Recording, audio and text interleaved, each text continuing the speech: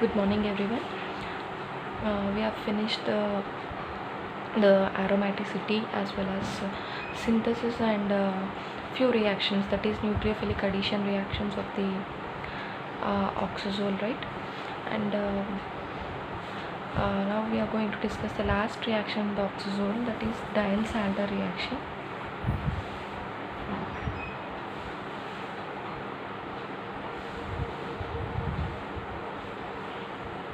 We have discussed all the reactions: nucleophilic addition reaction, protonation, and electrophilic substitution reactions. The previous class. So today we will discuss the Diels-Alder reaction. So how the oxazole participates in the Diels-Alder reaction. First is synthesis of furan. Oxazole involves in the Diels-Alder reaction in this by synthesizing the furan heterocyclic compound. Okay, so here we are going to take the name of the reaction is synthesis of furan. So in synthesizing the furan, oxazole involves in the Diels-Alder reaction.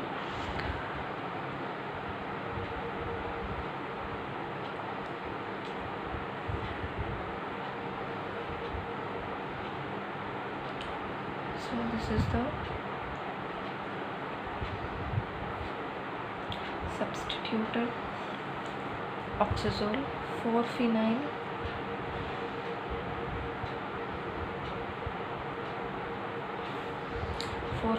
oxazole reacts with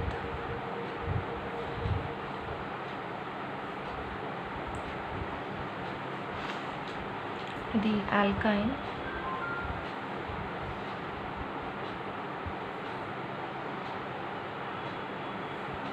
this is the alkyne. Okay, C triple bond R, that is the alkyne. So this directly forms the furan.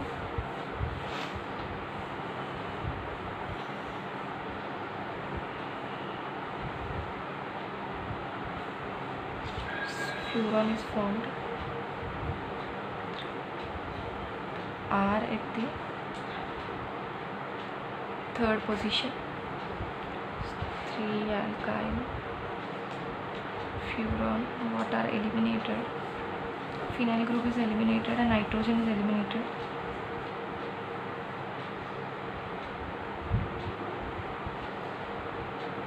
So this is the byproduct formed. So this is the synthesis of the furan. 4-phenyl oxazole reacts with alkyne.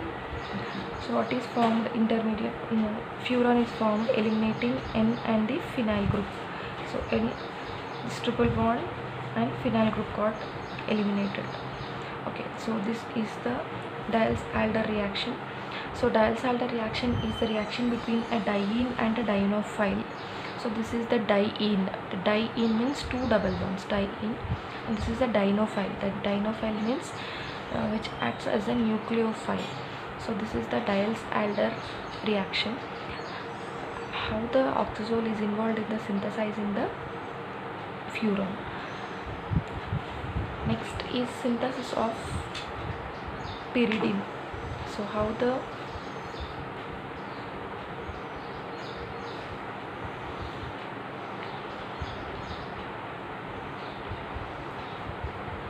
pyridine is synthesized from the oxazole in the Diels-Alder reaction, and where it is added up.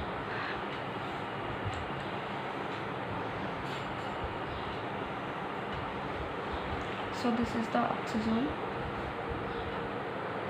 which is represented in different way. So here this is the normal oxazole. We are writing oxygen at first position and nitrogen at third position.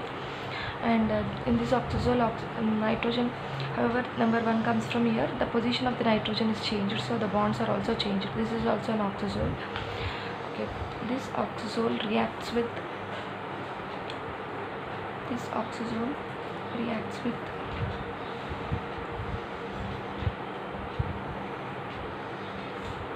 a dienophile.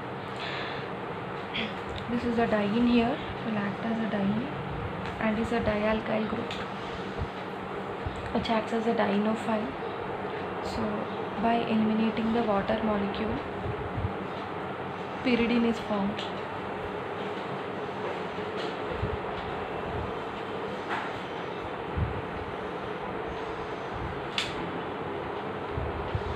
So all these addition reactions, these are called as the cycloaddition reaction. In the synthesis of the furan as well as in the synthesis of the pyridine, the dienophile got added to the diene.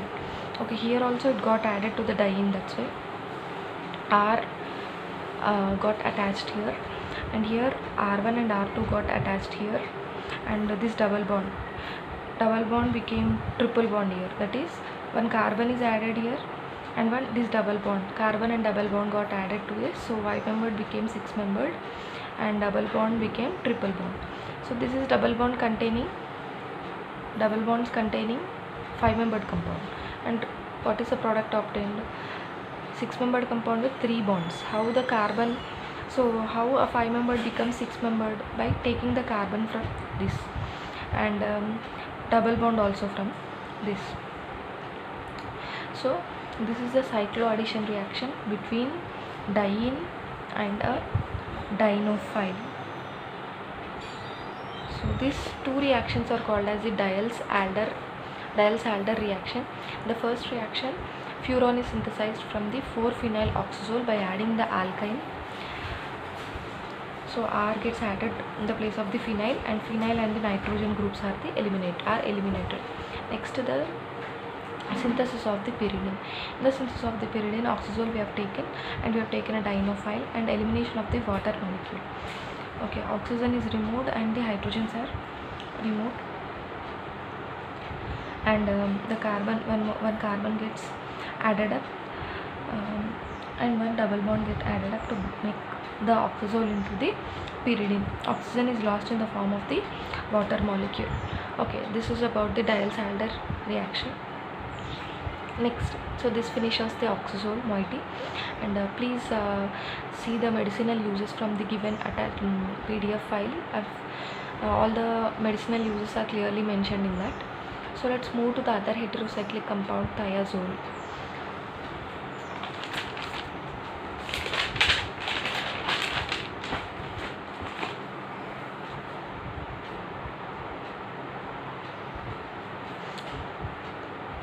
Okay, this is thiazole. So what is thiazole?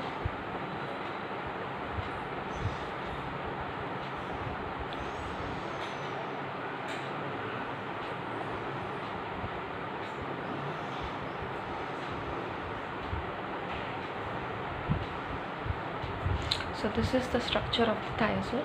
So we are following the same pattern. First we are going to discuss about the structure of the thiazole, followed by its aromaticity. Next we'll move to the synthetic methods. Okay, coming to the structure of the thiazole, this is the structure of the thiazole. It is a 5-membered compound with 2 heteroatoms. One is nitrogen and the other is sulfur. Sulfur stands at first position and nitrogen at third position.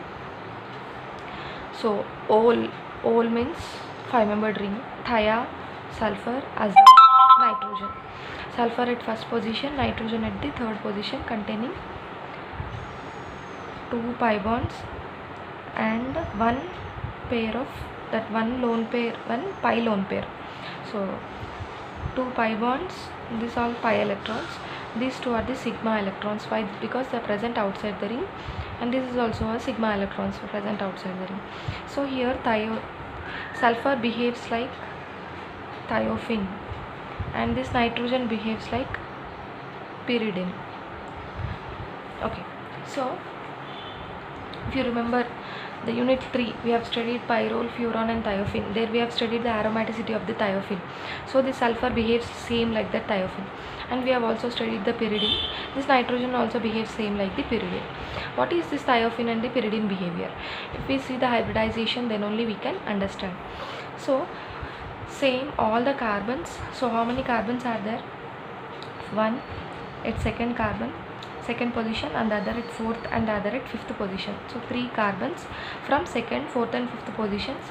Nitrogen at third position, one nitrogen at third position, one sulfur at first position. So these are present in the thiazole. So all of them undergoes sp2 hybridization to form CC, CN. So this is CC, this is CN. Next CS, CC, CN, CN, CS, and this is CS. So these are sp2.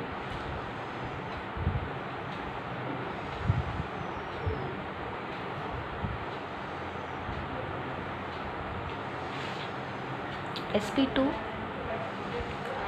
all the atoms in the thiazole, 3 carbons, 1 nitrogen, 1 sulfur undergoes sp2 hybridization to give CC, CN, CS bonds. CC, CN, CS, CS, CN bonds.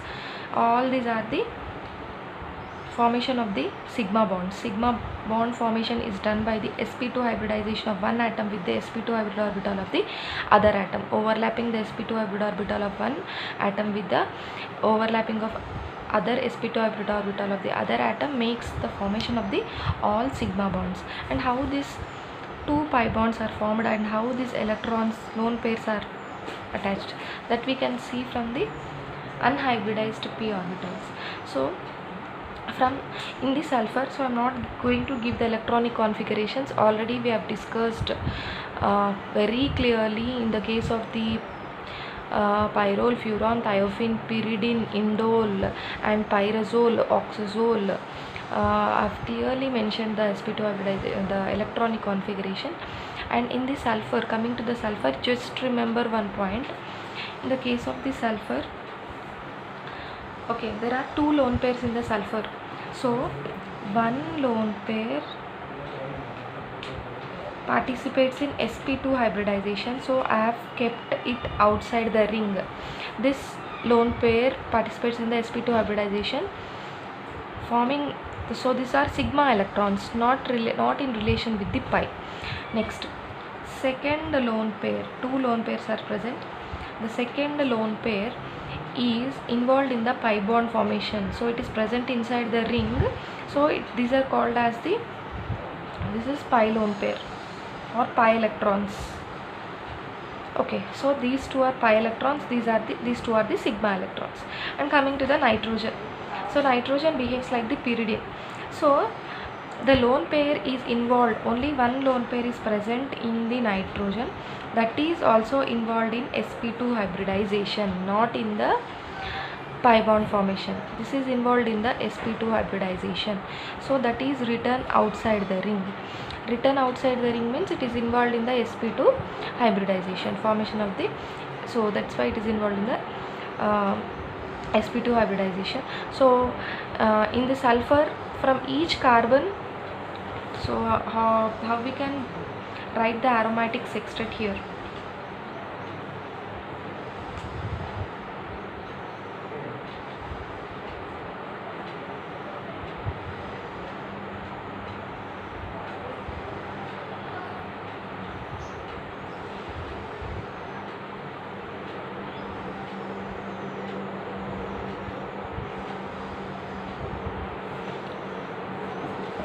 So from each carbon, all you know the story of the carbon.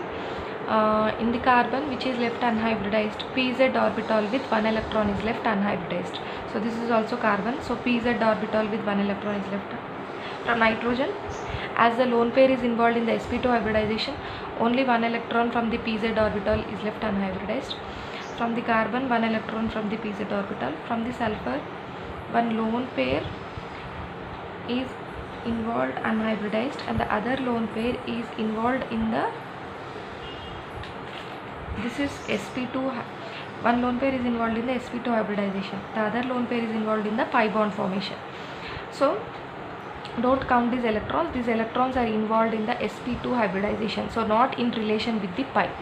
So this is the representation of the pi molecular orbital, that is In each case, in each atom, I am representing only the unhybridized orbital. From the carbon, only one orbital is left unhybridized, that is pz orbital containing one electron. From the nitrogen atom also, only one orbital is left unhybridized, pz orbital with one electron. From carbon, same pz orbital with one electron. From the carbon, same pz orbital with one electron. From sulfur, one orbital, one p orbital with a lone pair is left unhybridized. So totally these are sigma electrons, don't count, as we are discussing pi. So 1, 2, 3, 4, 5, 6 pi electrons are present totally. So 6 pi electrons means 3 bonds should be formed. So we can see 1 bond, 2 bond, in the place of the other bond it is represented as one lone pair. So totally 6.